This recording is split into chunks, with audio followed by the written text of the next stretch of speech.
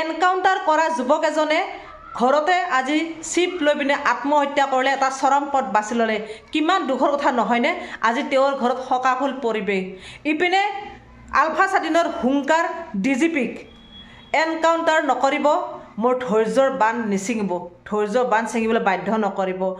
আলফা স্বাধীনে আৰু আমাৰ অসম চৰকাৰখনে কি খেল খেলিছে নাজানো, কি তেওঁলোকৰ চেলেঞ্জ চলিছে নাজানো। এতিয়া আমাৰ অসমীয়া যুৱকসকলে এনেকুৱা হৈছে, ইজনৰ পিছত সিজন, সিজনৰ পিছত সিজনৰ এনকাউণ্টাৰ হৈ আছে। আজি কেইবাদিন ধৰি এনকাউণ্টাৰ কৰি আছে আৰক্ষী বিষয়াসকলে। আৰু এতিয়া এনেকুৱা আছে, যুৱকসকলে গধূলিৰ পিছত ওলাই যাব নোৱাৰে বা ঘৰৰ পৰা বাহিৰ হ'ব নোৱাৰা অৱস্থা হৈছে। কোন মুহূৰ্তত কেতিয়া কাৰ এনকাউণ্টাৰ হয় কোনো ক'ব নোৱাৰি। আমি দেখি আহিছোঁ তিনিচুকীয়াত সিদিনাখন 3জন, শিৱসাগৰত এজন, যোৱাকালি বাইহাটা চাৰিআলিত, আজি আকৌ এই ল'ৰাজনে, যোৰহাটৰ ল'ৰা, আজি চিপ লৈ আত্মহত্যা কৰিলে। কিমান দুখৰ কথা চাওকচোন। এই ল'ৰাজনক যোৰহাটত যেতিয়া মিলিটাৰী ষ্টেচনত বোমা বিস্ফোৰণ হৈছিল, গ্ৰেনেড বিস্ফোৰণ হৈছিল, আৰু সেই সন্দেহত ল'ৰাজনক চাৰিদিন ধৰি লৈ গৈছিলে। তাৰে 2 দিন তেওঁক চৰমভাৱে জেৰা চলাইছিল। আৰু জেৰা চলাই অহাৰ পিছত তেওঁ ঘৰত আহি তেওঁ সিদ্ধান্ত এটা ল'লে যে আত্মহত্যাই পথ বুলি তেওঁ সঠিক সিদ্ধান্ত ভাবিলে নেকি। আজি তেওঁ চিপ লৈ আত্মহত্যা কৰে। কিমান দুখৰ কথা চাওকচোন। আজি কাৰ কাৰণে চিপ ল'ব লগা হ'ল? আজি অসমীয়া যুৱকে কিয় এনেকৈ মৃত্যুক সাৱটিব লগা হৈছে চাওকচোন। আমি কি আশা কৰিছিলোঁ আৰু কি হ'ব গৈ আছে, কেনেকুৱা কথা। আৰু অসম চৰকাৰক এটা অনুৰোধ কৰোঁ, মুখ্যমন্ত্ৰী মহোদয়, ডিজিপি মহোদয়, ছাৰ, আপোনালোকে অসমীয়া যুৱকক শান্তিত থাকিবলৈ দিয়ক। অসমীয়া যুৱকসকলে হৈছে আমাৰ অসমখন উন্নতিৰ মূল সম্পদ।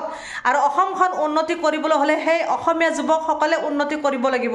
অসমীয়া যুৱকক এনেকৈ আপোনালোকে কোনো ধৰণে এনকাউণ্টাৰ নকৰিব। সঠিক প্ৰমাণ লওক, সঠিক প্ৰুফ লওক, লৈ পিনে তেওঁলোকক সঠিক উচিত ব্যৱস্থা কৰক, উচিত শাস্তি দিয়ক। কিন্তু এনেকুৱা ধৰণৰ নকৰিব। যিখিনি ল'ৰা আপোনালোকে এনকাউণ্টাৰ কৰিলে সেইখিনি ল'ৰাৰ ঘৰৰ পৰিৱেশটো চাওক। ঘৰৰ মানুহে বাৰে বাৰে কৈ আছে যে এওঁলোকে কোনো আলফা স্বাধীনৰ লগত কোনো যোগাযোগ নাই, আমি জানো। আৰু য'ত যেতিয়া বোমা বিস্ফোৰণ হয় সেই মুহূৰ্তত সেই ল'ৰা ঘৰৰ মাক দেউতাকৰ লগতে বোলে নিউজ চাই থাকে, টিভি চাই থাকে। তাৰে পিছত আৰু সেই ল'ৰা ঘৰৰ পৰা উঠাই লৈ গৈ আপোনালোকে জেৰা চলাই এনকাউণ্টাৰ কৰে। গতিকে চাওক, বহুতে দুখ লগা কথা। আজি অসমীয়া যুৱকসকল ইজনৰ পিছত সিজন, সিজনৰ পিছত সিজন এনকাউণ্টাৰ হৈ থকাৰ কাৰণে বহুত দুখ পাই আছোঁ। মনত সঁচাকৈ বহুত দুখ লাগিছে। আৰু আলফা স্বাধীনকো এটা অনুৰোধ কৰোঁ, আপোনালোকে এনেকৈ কোনো চেলেঞ্জ কৰিব নালাগে। কি আছে সিদ্ধান্ত অতি সোনকালে কৰক। সিদ্ধান্ত কৰি আমাৰ অসমীয়াখিনি খুব শান্তিৰে, খুব মনৰ আনন্দেৰে, হেঁপাহেৰে আমাক জীয়াই থাকিবলৈ দিয়ক। অসমীয়া যুৱক আজি এজন যুৱক নোহোৱা হৈ যোৱাৰ লগে লগে বহুত কষ্ট। সেই ঘৰখনৰ কিমান আশা আছিল সেই যুৱকজনৰ ওপৰত। যিজন ল'ৰাই, যিজন যুৱকে আজি আত্মহত্যা কৰিলে, তেওঁ আজি কাৰ কাৰণে আত্মহত্যা কৰিব লগা হ'ল আপোনালোকে চাওক, চিন্তা কৰক। আজি তেওঁৰ আত্মহত্যাৰ বাবে দায়ী কোন, দোষী কোন? চিধাকৈ ক'ব গ'লে আমাৰ অসম চৰকাৰ দোষী। কিন্তু অসম চৰকাৰে বা দোষী কিয় হ'ল? কাৰ কাৰণে সন্দেহ কৰিব লগা হ'ল আজি তেওঁলোকক আলফা স্বাধীনৰ কথাটো? কাৰণ তেখেতে এটা চেলেঞ্জ কৰিছে যে আলফা স্বাধীনে যে ডিজিপি মহোদয়কে চেলেঞ্জ কৰিছিলে। আৰু সেই চেলেঞ্জৰ কাৰণে হয়তো আজি সন্দেহৰ চকু বাঢ়ি গৈছে যুৱকসকলৰ ওপৰত, যাৰ কাৰণে আজি এনকাউণ্টাৰ বৃদ্ধি পাইছে।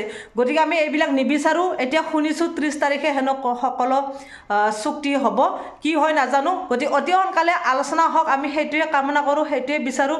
গতিকে আলফা স্বাধীন আৰু আমাৰ অসম চৰকাৰখন সোনকালে মীমাংসা কৰিব লাগে আৰু আমাৰ অসমীয়া যুৱক যুৱতীক ভালদৰে জীয়াই থাকিব দিব লাগে। আজি এজন যুৱকৰ কিবা হ'ল, তেওঁৰ ঘৰৰ মানুহে কেনেকৈ থাকিব কওক? বা আমাৰ অসমখন কিমান উন্নতি হ'ব যদি যুৱকসকল এনেকুৱা হৈ গৈ থাকে? কিমান উন্নতি হ'ব আপোনালোকে কওক? যুৱকৰ ওপৰতে আমাৰ সকলো ভৰসা, সকলো আশা। আৰু সেই ঘৰখনে কেনেকৈ থাকিব? সেই ল'ৰাজনৰ ওপৰত কিমান আশা আছিল, মাক দেউতাক বা তেওঁৰ ৰিলেটিভৰ, বা তেওঁৰো কিমান সপোন আছিল, কিমান হেঁপাহ আছিল জীয়াই থকাৰ।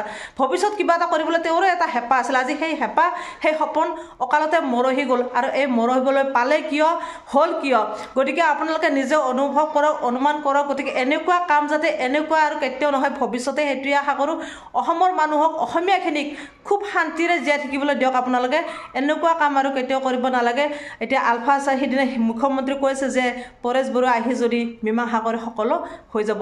হয়, পৰেশ বৰুৱা আহিব লাগিব। গতিকে আলফা স্বাধীনক অনুৰোধ কৰোঁ আপোনালোকে অতি সোনকালে মীমাংসাত বহক আৰু কি চুক্তি হয় 30 তাৰিখে নাজানো অতি সোনকালে মীমাংসা হোৱাটো বিচাৰো চুক্তি সিদ্ধান্ত হওক আৰু আমাৰ অসমীয়া যুৱকৰ যাতে কেতিয়াও অন্যায় নহয় অশান্তি নহয় আমি সেইটোৱে বিচাৰো অসমখন আমি সোণৰ অসম বুলি আমি গৌৰৱ কৰোঁ কিন্তু আজি সোণৰ অসম গৈ কি হ'ব গৈ আছে নাজানো বহুতে দুখৰ কথা সঁচাকৈ বহুত দুখ পাইছোঁ এনেকুৱা কাম আৰু নেক্সট টাইম যাতে নহয় অসমৰ মানুহক খুব ভালদৰে জীয়াই থাকিবলৈ দিয়ক মনত শান্তি লৈ জীয়াই থাকিবলৈ দিয়ক এনেকুৱা কাম আৰু কেতিয়াও কৰিব নালাগে যিকেইজন যুৱকক এনকাউণ্টাৰ কৰিলে তেওঁলোকে ভৱিষ্যতলৈ এটা বেমাৰী হৈ পৰিল এটা ৰোগীয়া হৈ পৰিলে গতিকে তেওঁলোকে ভৱিষ্যত কি কৰিব কি নকৰিব তেওঁলোকৰ সেই ভৱিষ্যতৰ সপোনবোৰ পূৰণ হ'বনে আপোনালোকে চাওকচোন তেওঁলোকৰ ঘৰত কোনে ভাত দিব তেওঁলোকৰ মাক দেউতাকক কোনে চাব এইবিলাক কথা চিন্তা কৰক আপোনালোকে চিন্তা কৰি অন্ততঃ ল'ৰাখিনিক যুৱকখিনিক আপোনালোকে এনেকুৱা কাম আৰু নকৰিব সাহসিকতাৰে জীয়াই থাকিবলৈ দিয়ক নিজৰ ইচ্ছাত নিজৰ হেঁপাহত জীয়াই থাকিবলৈ দিয়ক এইখিনি আছিল মোৰ আজি ক'ব লগা বহুত দুখ লাগিছে বিশেষকৈ যোৰহাটৰ সেই ল'ৰাজন যিটোকে আজি আত্মহত্যা কৰি চিপ লৈ পিনে আজি তেওঁৰ ঘৰত থকাকুলৰ পৰিৱেশ আজি তেওঁৰ মাক দেউতাকে হেনো জীয়াই থাকিব পৰা নাই তেওঁৰ মুখখন চাই পিনে বহুতে দুখৰ কথা আৰু জানিব পৰা মতে দুদিন ধৰি তেওঁ বহুত চৰমপন্থাভাৱে চৰম কি ক'ম আৰু বহুত লজ্জাজনকভাৱে তেওঁক জেৰা চলা বুলি শুনিছোঁ মই মিডিয়াত পোৱা মতেহে কৈছোঁ গতিকে দুখৰ কথা আৰু সেইটো সেই দুখত সেই মনৰ দুখত ভাগি পৰিছে আৰু ভাগি পৰি আজি তেওঁ আত্মহত্যাৰ নিচিনাকৈ এটা সিদ্ধান্ত বাছি ল'বলৈ বাধ্য হ'ল আৰু সেই কাৰণে তেওঁ আজি আত্মহত্যা কৰিলে বহুত দুখৰ কথা এনেকুৱা যাতে আৰু কোনো যুৱকে নকৰে আৰু কাৰো জীৱনলৈ যাতে এনেকুৱা সিদ্ধান্ত নাহে আৰু এইটো কৰিব লাগিব আমাৰ চৰকাৰখনে গতিকে অনুৰোধ কৰোঁ আপোনালোকে যুৱকখিনিক সাহসিকতাৰে কৰি তোলক সাহসিকতাৰে জীয়াই থাকিবলৈ দিয়ক এইখিনি কৈ আজি মই মোৰ ভিডিঅ'টো সামৰিছোঁ আজিলৈ বাই বাই